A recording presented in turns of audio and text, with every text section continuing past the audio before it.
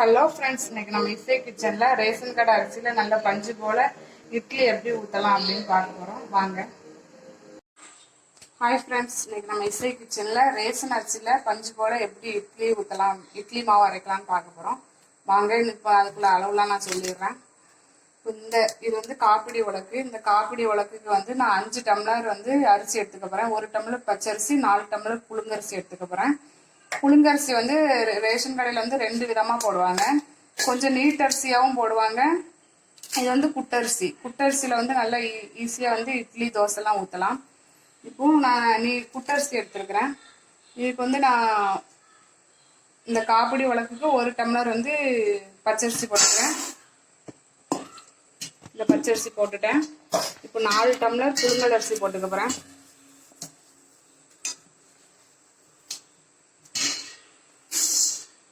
2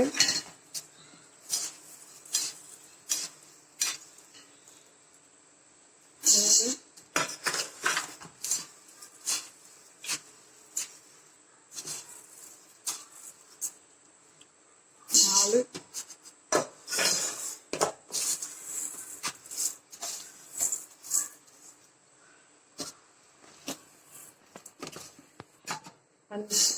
5 tumbler 4 tumbler புழுங்கரிசி, 1 tumbler பச்சரிசி போட்டிருக்கேன்.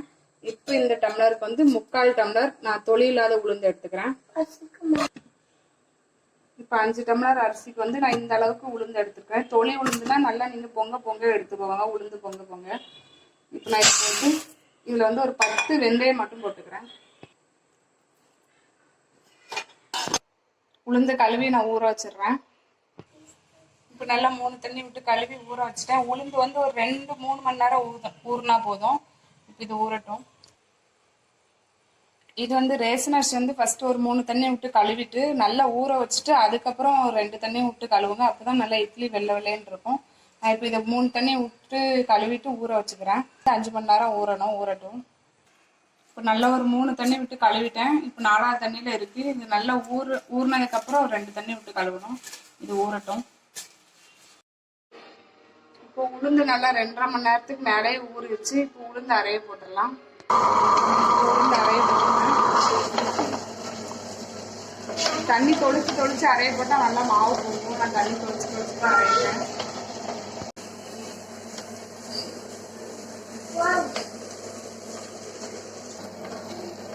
எல்லா உளுந்தையும் போட்டாச்சு. நான் கொஞ்சமாக தண்ணி தொளிச்சுக்கிறேன். இடையில தண்ணி தொளிச்சுக்கோங்க. மாவு நல்லா அரைஞ்சிருச்சு. உளுந்து மாவு அடிச்சு எடுத்துக்கலாம்.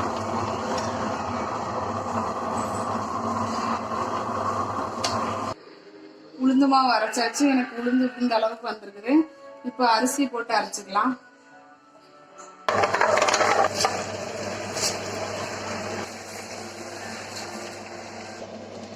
இப்போ அரிசியை போட்டாச்சு.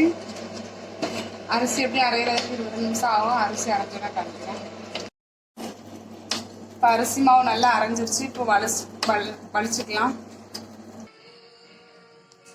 மாவு வலிச்சு எடுத்துக்கலாம். இப்போ மாவை எடுத்தாச்சு. இப்போ இந்த மாவுக்கு தேவையான ஒரு உப்பு போட்டுக்கிறேன். இப்போ அரிசி மாவையும் உளுந்து மாவையும் நல்லா கலந்து விட்டுக்கலாம்.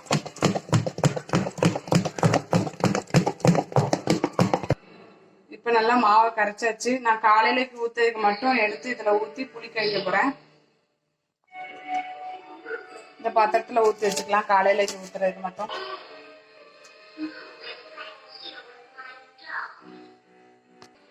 இந்த அளவுக்கு போதும். இதை எடுத்து ஃப்ரிட்ஜில் வச்சிருவேன். இதுதான் காலையில ஊற்றுறது. இது காலையில் எப்படி புளிச்சிருக்குன்னு பார்க்கலாம். நல்லா மாவு நல்லா புளிச்சு பொங்கி வந்துருச்சு. இப்போ நம்ம இட்லி ஊற்றிக்கலாம். நான் இட்லி சட்டி அடுப்பில் வச்சாச்சு. இட்லி தட்டில் மாவு ஊற்றிக்கலாம். அப்படியே கிண்டி விடாம அப்படியே எடுத்து ஊற்றுங்க. அப்படியே மேல்டாப்பில் எடுத்து ஊற்றுங்க. நல்லா பஞ்சு போல வரும்.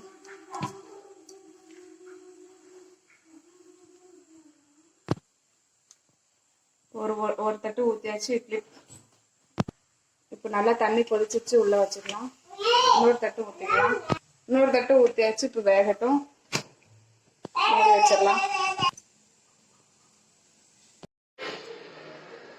இட்லி வெந்துருச்சு, நம்ம எடுத்துக்கலாம். லைட்டா தண்ணி தொளிச்சுக்கிறேன்.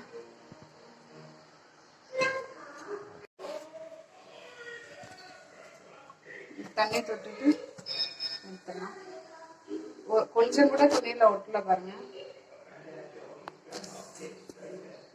எடுத்து பிளேட்ல வச்சிடலாம். இப்போ நம்ம ரேஷன் கடையில் நல்லா ரேஷன் கடை அரிசியில் நல்லா பஞ்சு போல் இட்லி ரெடி ஆயிடுச்சு. இங்கே பாருங்க, நான் பிடிச்சி கட்டுறேன். இந்த அளவுக்கு சாஃப்டாக இருக்கு பாருங்க. இந்த வீடியோ உங்களுக்கு பிடிச்சிருந்தா லைக் பண்ணுங்கள், கமெண்ட் பண்ணுங்கள், ஷேர் பண்ணுங்கள். மறக்காமல் சப்ஸ்கிரைப் பண்ணிடுங்க. தேங்க்யூ.